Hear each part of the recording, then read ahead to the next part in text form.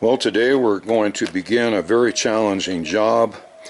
This is the front suspension on the 1930 chopped and channeled Model A Coupe, and I'm going to replace the straight axle, the leaf spring, the radius rods on the side, the spindles, and the disc brake units that are on both wheels. Okay, it's going to be fairly challenging because all of the distances are going to be changed. The new front axle is a little narrower, so the tie rod will have to be shortened, and new brackets will have to be welded on the frame back here for the longer split wishbone radius arms. Now it's time to install the new front end. First step was to weld in the holes that I drilled for the friction shocks and grind and paint the surface. Now with those holes filled in the frame and ground smooth and painted, it's time to install the transverse leaf spring. It has to be absolutely parallel to the front of the frame, and it is held in the spring perch with brand new grade 8 bolts and all the proper hardware and lock washers. Now the next job is pretty tough. I've got to use the cutoff wheel to remove the bracket for the old radius rods and then relocate it way back here wherever those split wishbone eye bolts are going to end up. Okay, I'll have to install them and then figure out where the bracket has to be.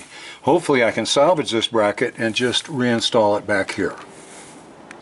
After putting some graphite lubricant on the bolts that go through the shackles, they have really nice thick nylon bushings also. This piece right here is screwed into the split wishbone. You can see the end of it here. I'm going to get an acorn nut to cover that. And I've got the hydraulic jack holding it up in place, and then at the rear I've got it tied, and that will be how I figure out exactly where to locate that rear bracket and weld it. And so this is the new drilled split wishbone radius arm, and as you can see it tilts back at the top. That gives you your caster on your straight axle. I'm going to have to cut the bracket off and on the other side and mount that one just the same, and then we'll know exactly where the axle is going to be and exactly where that rear mounting bracket is going to be. Also, I think the wishbone would look a whole lot better if within the holes inside this area here was painted black. Then you just have your holes kind of set against a black background. I think it'd look a lot better. Well, we got a lot done today. We have both of the radius rods installed, other than the rear brackets, which will have to be positioned and welded. Painted black inside to emphasize the holes. The original radius rod brackets have been cut off. We've got the spring installed with new hardware, and this just gorgeous I-beam front axle. I wanted it out. The reason I went with the spring behind is to just position this forward and like it's just the featured piece here. Okay, it's just, to me that's just gorgeous sitting out there, and it's way ahead of the frame. I call it a suicide type front end. So that's where we're going to stop today. Tomorrow we will install and weld those brackets, and I'm trying to think. There's a bunch of other things. Oh, probably install the spindles on the ends of the straight axle. Okay, so I'll see you again tomorrow. Here the radius arm brackets have been welded to the frame and the weld ground down and everything painted. The Heim joint here has been adjusted exactly to square the straight axle in perfect parallelism with the front of the frame, and everything's been bolted down tight. Now it's time to install the spindles on that straight axle. First off, this adapter here for the rotors had to be pressed on to the spindle shaft for the modern bearings that will be used. And then it all had to be painted. And we're going to put this onto the straight axle and then slide the kingpin in from the top, making sure that we pass through the thrust bearing right down here at the bottom. And then we're going to insert this cotter key into the straight axle tube to lock in right here and make sure that that kingpin doesn't come out when we're cruising down the interstate at 80 miles an hour. Okay, so that's our next step. Here we have the spindle installed on the end of the straight axle. There's a lot more going on than what you might imagine. You have to hone the bushings in the spindle to exactly fit with like zero clearance the kingpin. Then you have to fit the cotter to that notch in the kingpin. And when you're through, there's some resistance which will go away as you drive the car, but absolutely no play in any direction. Okay, so that's it. Also, some people like to chrome everything, and I think really that defeats the purpose. To me, there should be some contrast to the chrome here and there.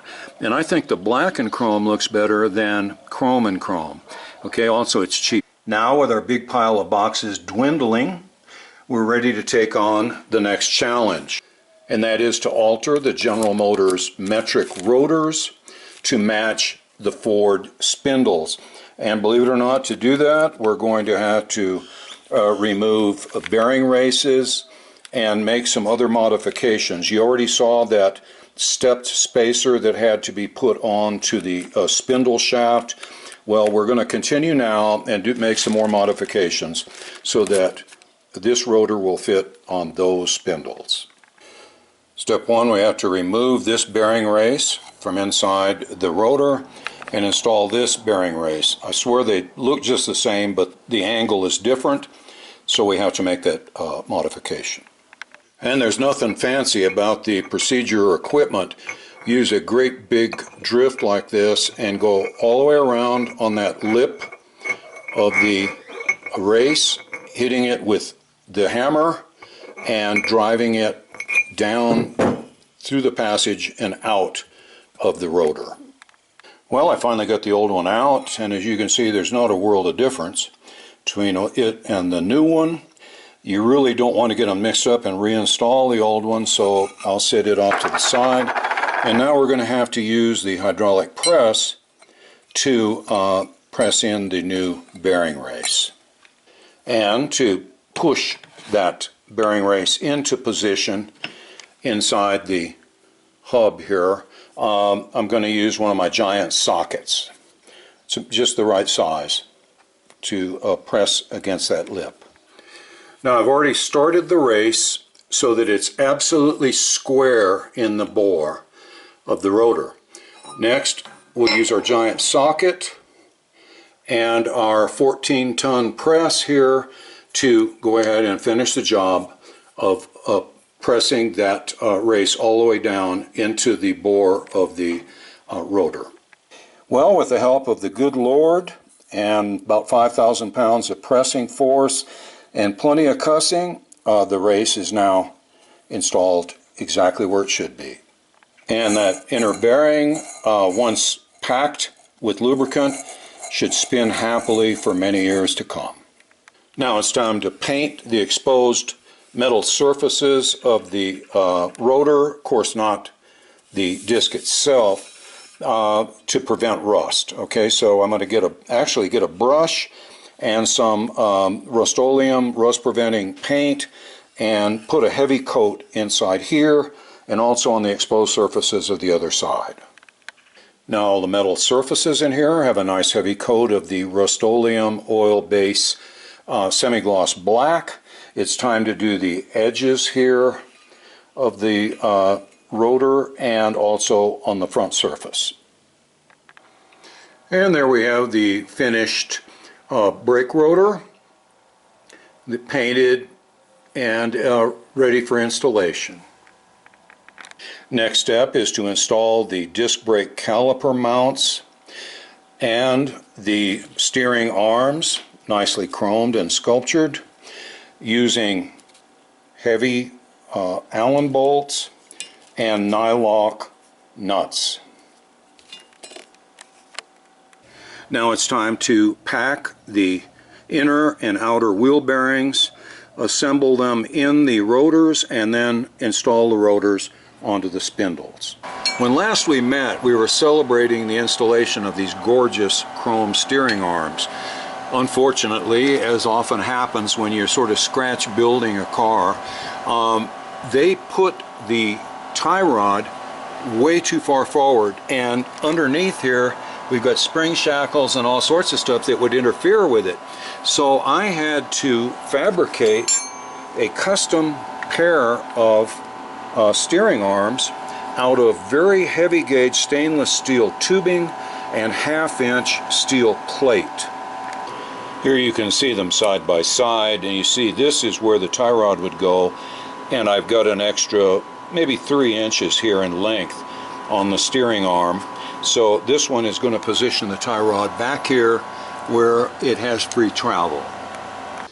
Alright, so you can see here that I have it installed on the back of the spindle with grade 8 button head Allen bolts and lock nuts, and it comes down to exactly the right position to connect to the tie rod, where the tie rod has clearance from the radius rod, and no matter what position of the spindle, this rises and falls during rotation because of the caster of the front end. So it is very tricky. It took me a good 2 days to come up with this design. I know it looks simple, but it had to be absolutely perfect and really, really strong.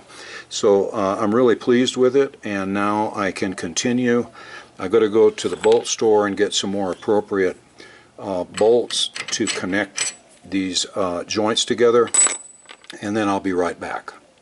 Steering arm's been installed. I have a new grade 8 bolt with a lock nut connecting it to the tie rod. The tie rod has not been detailed or painted yet. Okay, now I'm going to turn the wheel to the opposite or right hand lock, and you get to watch it work.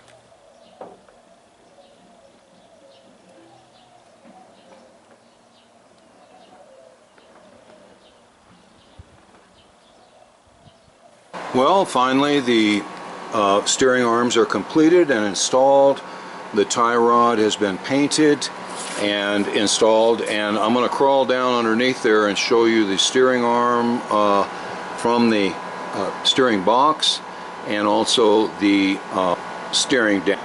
Okay, here we see the tie rod, and over here is the steering damper. It's a horizontal shock absorber that prevents the steering from entering into some sort of a oscillating motion called like a death wobble or something like that. This keeps the steering really smooth and stable.